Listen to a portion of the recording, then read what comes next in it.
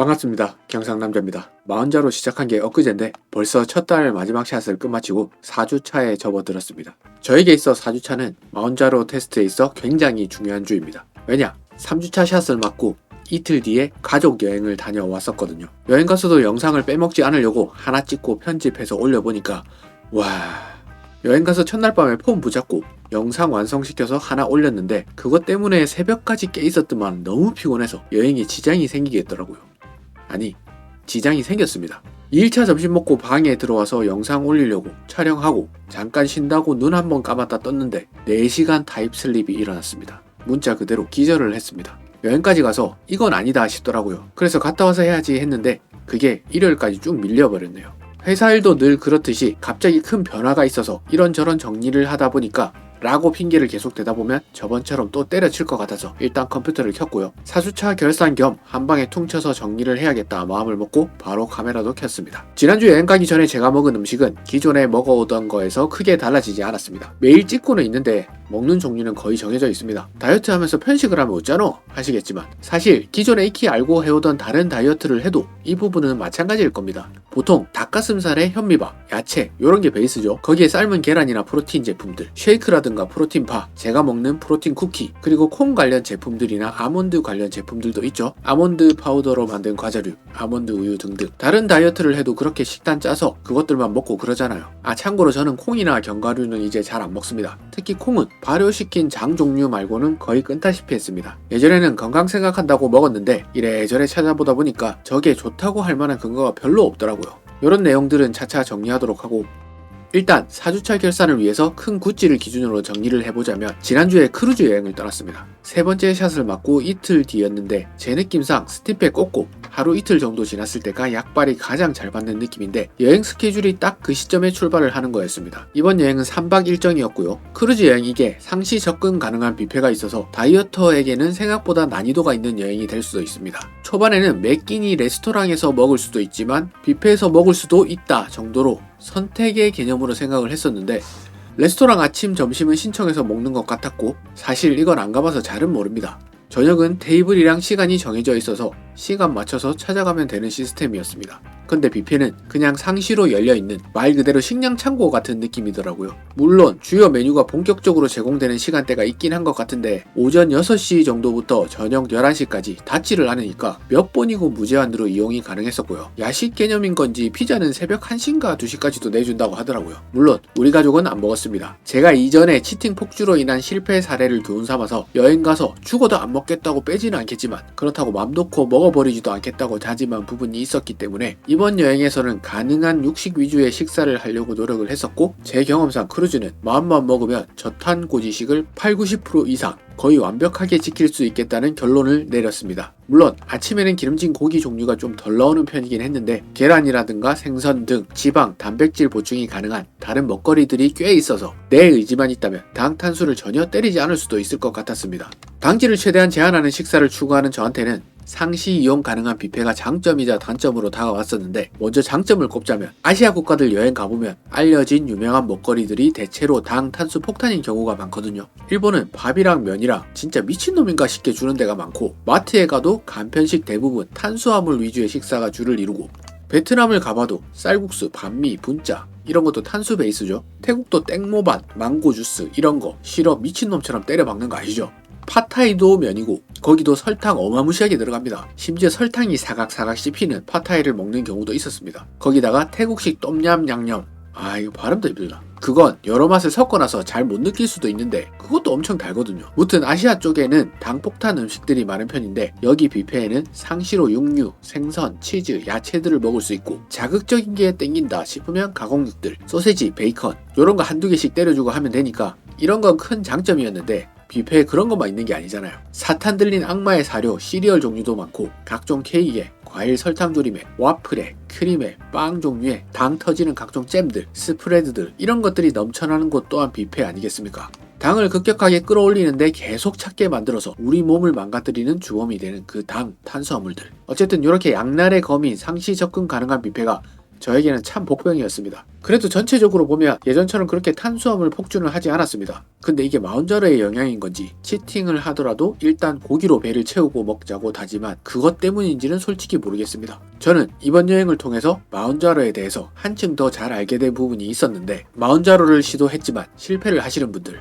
그거 왜 그런지 조금은 알 것 같더라고요. 그게 뭐냐면 바로 식욕에 관련된 부분입니다. 마운자로 이걸 다이어트 만병통치약 같은 개념으로 생각을 하면 실패를 할 수 있는 지점이 생기는데, 그 지점이 바로 이 식욕이라는 부분 같았습니다. 이거는 단순히 제 경험이지만 마운자로는 아예 못 먹게 해주는 게 아니라 만족한다는 느낌, 그러니까 배가 찼다는 느낌을 말하는 건데, 진짜 배에 뭐가 가득 들어있다 이거보다는 그 느낌 있죠. GLP-1이라고 그렇게 떠들어대는 게 바로 그때 느껴지는 그 느낌에 관한 거라는 걸 이번 기회를 통해서 확실히 깨달았습니다. 물론 소화도 느리게 하도록 해서 위장에 오래 남아있도록 하는 기전도 있다고 들었는데, 아무튼 가장 큰 게 바로 그 느낌에 관한 부분인 것 같더라고요. 제대로 설명이 될지는 모르겠지만 일단 한번 풀어보자면, 마운자로의 가장 큰 특징은 예전에 먹던 양만큼 물리적으로 배가 차있지는 않은 상태인데, 배가 차있을 때 오는 그런 느낌이 오게 만들어주는 겁니다. 이미 알고 있는 걸 뭐하러 다시 떠드냐 싶겠지만 뉘앙스 차이가 좀 있습니다. 그 느낌이 온다라고 하는 거, 그거의 문제가 뭐냐면 배가 부른 느낌에 단지 수저를 놓았을 뿐이라는 겁니다. 바꿔 말하면 그냥 억지로 먹으면 더 먹을 수도 있다는 겁니다. 이게 무슨 말이냐면, 습관적으로 뭔가 집어먹는 사람들 있죠. 배부름에 내성이 있는 사람들, 배는 부르지만 또 후식은 무조건 때려야 되는 사람들, 이런 사람들 중에는 그냥 배부른 느낌이 있지만 밀어 넣으니까 또 들어가고, 그런데 마운자로가 입맛을 떨어뜨리는 약재는 아니다 보니까 이전에 맛있게 먹던 건 여전히 맛있다는 거죠. 입에 넣기까지의 허들이 있긴 한데 그것만 극복을 하면 또 먹어진다는 겁니다. 이걸 이번 여행에서 확실히 느끼고 왔습니다. 어디에서? 뷔페에서, 그리고 레스토랑에서. 저는 일단 기본적으로 음식을 먹으면 웬만하면 남기지 않고 다 먹는 편입니다. 그건 뷔페에서도 마찬가지고요. 제가 꾸역꾸역 다 먹는다고 해도 뷔페 특성상 버려지는 음식이 많은데, 어차피 저는 제 몫에 결제를 했고, 그래서 꾸역꾸역 더 먹던 버리던 제 지출에는 변함이 없는 건데, 그래도 제가 직접 버리게 되면 돈을 쓰레기통에 넣는 느낌이라서 어지간하면 다 먹습니다. 이번 여행에서 뷔페 식사할 때 스팀팩을 쏘고 가서 그런가 생각보다 위기가 빠르게 찾아오더라고요. 와, 진짜 위기 나왔어요. 못 먹겠어. 하루 종일 굶어가지고 터는 거는 폭주했는데 먹는 걸 폭주를 못하겠네. 이게 마운자로의 힘인가?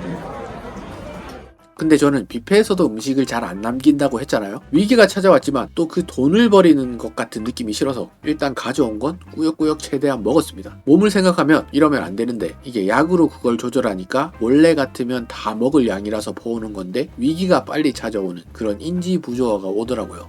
그런데도 억지로 먹으면 또 들어갑니다. 물론 그럼에도 불구하고 너무 고통스러워서 첫 끼니는 결국 남기긴 했습니다. 근데 이거 저만 그런 건지는 모르겠습니다만, 분명히 이 음식 가격은 배 예약할 때 이미 비용을 다 치른 거라서 먹으나 안 먹으나 이미 쓴 돈이 달라지는 게 없거든요. 그런데도 뷔페만 갔다 하면 배가 찢어지게 먹지 않으면 왠지 손해본 것 같은 그런 느낌적인 느낌이 있잖아요. 요즘 물가도 미친 듯이 뛰고 월급은 그대로고, 이러다 보니까 점점 쫌생이가 되어가는 느낌이 있긴 한데, 아무튼 그렇게 먹다 보니까 배불러도 더 먹을 수는 있었고요. 해외에 나가서 가족들을 보호한다는 명분 하에 가족들 아침 먹으러 갈 때 저도 따라가서 평소 같으면 커피 한 잔 때리고 치우던 아침 시간에도 뭔가를 먹게 되고, 그때마다 빠르게 위기가 찾아오긴 하는데 또 밀어넣으면 들어가기는 하고, 저는 무식하게 이걸 반복했었고요. 2일차 3일차 저녁에는 레스토랑에 가서 또 나오는 거 안 먹을 수는 없지 하면서 꾸역꾸역 먹어온 결과, 갔다 와서 잰 체중이 무려 97kg로 출발 당일 몸무게 94.5에서 무려 2.5kg가 불어서 돌아왔습니다. 근데 그 다음날은 대체 왜 오른 거고? 엄마 병원 결과 보러 올라오셔가지고 저녁 식사로 허거를 양껏 때렸네요. 근데 허거 먹고 올라간 건 대체로 금방 내려오더라고요. 아무튼 오늘로 여행을 다녀온 지는 5일이 지났고요. 일요일 아침 기준으로 95.2가 나왔습니다. 오늘 점심에 또 허거를 때려줬으니까 내일은 오를 수 있긴 한데, 그건 하루 이틀이면 빠질 거고, 이번 주에 꽂을 새로운 샷이 없으니까 주중에 병원 방문을 할 예정인데 아마도 내일 가게 되지 않을까 싶네요. 큰 문제가 없다면 이번에는 아마도 5mg으로 올라가지 않을까 싶은데, 과연 그게 얼마일지 벌써부터 지갑이 덜덜 떨고 있습니다. 그런 만큼 더 열심히 해야겠다고 마음을 먹게 되네요. 그리고 2월에 또 설이 있죠. 설에 고향 가서는 뷔페가 아니니까 음식을 잘 조절해야겠다는 생각을 하고는 있는데, 우리 가족은 언제부턴가 명절에 고향 내려갈 때 어차피 장거리 운전을 하는 거, 하루 이틀 먼저 출발을 해서 중간중간 들러서 여행을 즐기면서 천천히 내려가는 문화를 만들어 버렸는데, 이번에도 그렇게 계획을 잡고 있습니다. 예전에는 가족 여행 분위기 깨니 어쩌니 하면서 그냥 먹자 분위기였지만, 이제는 스팀팩에 큰 돈을 쓴 만큼 제대로 해야겠다 싶어서 가족 여행이고 뭐고 이번에도 최대한 조절을 해보려고 하고 있습니다. 예전에는 고향집 가서도 오로지 고기랑 해산물만 먹었는데, 그래도 요즘엔 융통성이 좀 생겼습니다. 근데 그 융통성만큼 살도 같이 느네요. 아무튼 이렇게 4주차 결산을 마치고요. 배에서 찍었던 걸 뒤에 붙일까 했는데 영상이 너무 길어지는 것 같아서 4주차 결산은 이렇게 마무리 짓고, 여행 가서 찍었던 건 그거대로 잘 단돌이 쳐서 조만간에 올리도록 하겠습니다. 그럼 여기까지 봐주셔서 감사드리고요. 다음에 또 찾아오겠습니다. 감사합니다.